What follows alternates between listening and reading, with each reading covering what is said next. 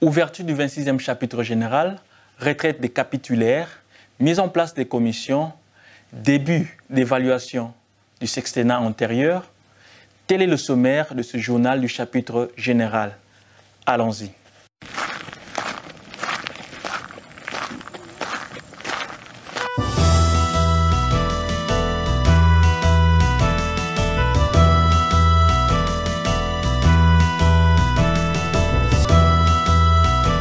Salut à tous et bienvenue à la première édition du journal du 26e chapitre général des missionnaires clarétiens qui se tient à Nemi en Italie depuis le dimanche passé, le dimanche 15 août, soit depuis une semaine passée. Dans ce journal, nous vous présenterons avec l'aide de toute l'équipe de communication les résumés des moments forts de chaque semaine.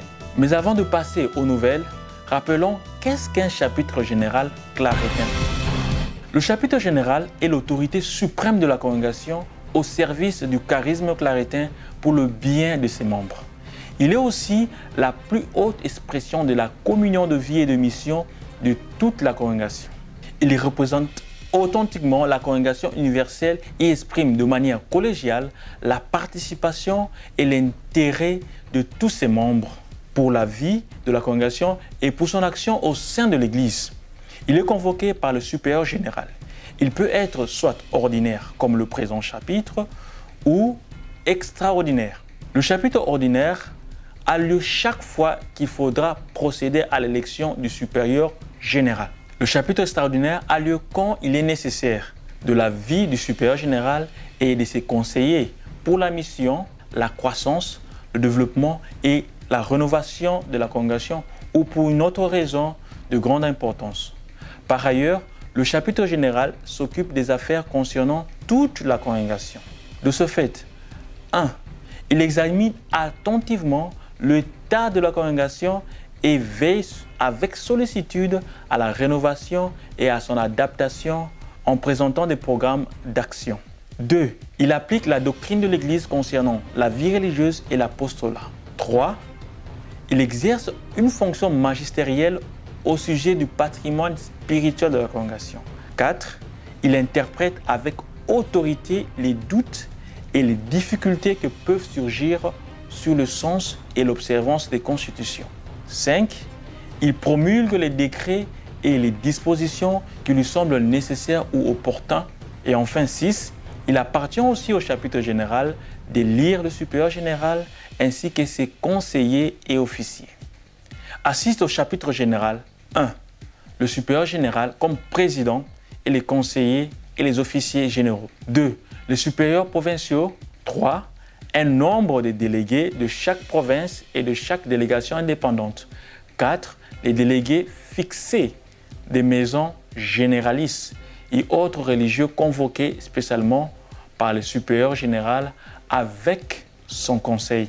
Ceci étant dit, tournons notre regard vers le chapitre en cours.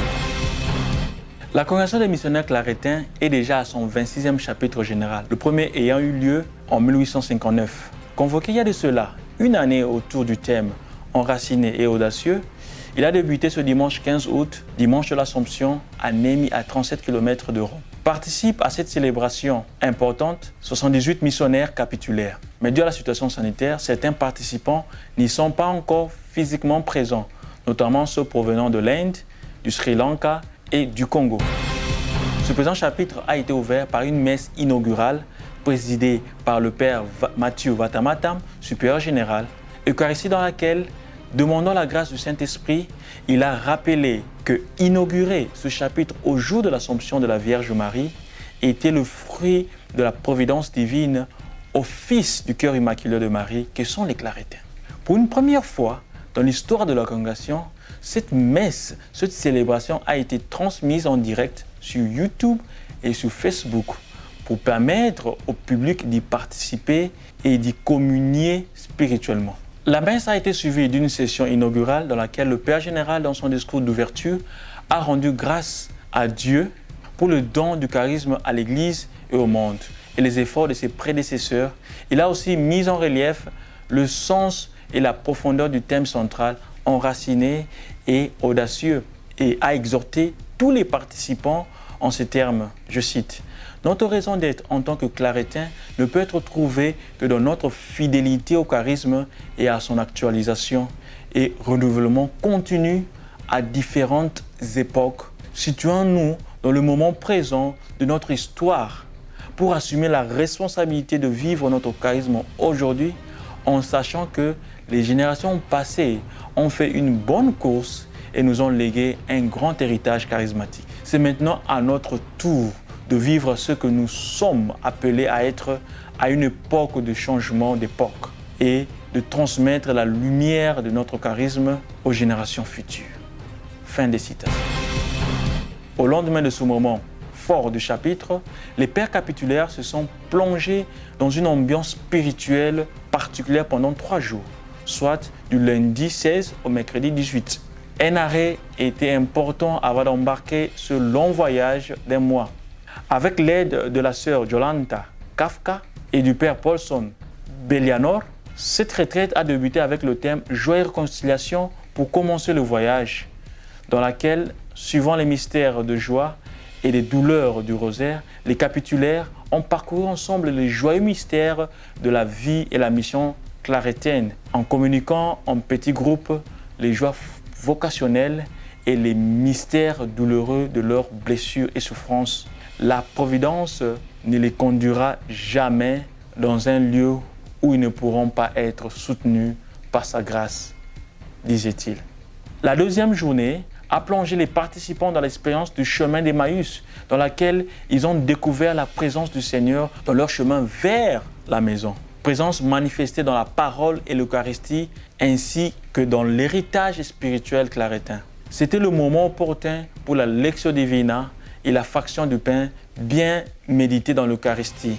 Ce triduum spirituel s'est achevé avec une dynamique de retour d'Emmaüs à Jérusalem, dynamique dans laquelle les capitulaires sont passés de la surprise de découvrir le voyageur qui a rompu le pain au désir de retourner à la communauté pour annoncer la gloire du Seigneur ressuscité. Ces 3 jours de retraite ont été conclus avec des orientations pratiques importantes pour la suite du chapitre.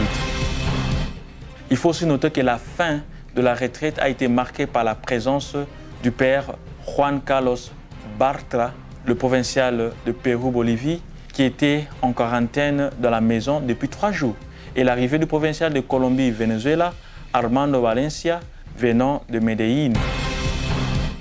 Le jeudi 19 août, soit le 5e jour du chapitre, a été principalement consacré à l'évaluation des 6 années passées depuis le chapitre précédent de 2015. Cet exercice a été inauguré par une révision méticuleuse des données globales de la congrégation et des statistiques les plus pertinentes sur la vie et la mission par le secrétaire général, le père Joseba Camiroaga. Il a ensuite continué avec la mise en place des commissions. Les modérateurs qui seront les pères Rosendo Urabasso des États-Unis, Canada et le père Callistus Joseph de l'Allemagne. La commission centrale de rédaction, composée par les pères Pedro Belderain de Santiago, José Crisorey García Paredes de Santiago et Carlos Sánchez Miras de Sesc, Jude Tade Lange du Cameroun et le père Michael Plamparambil.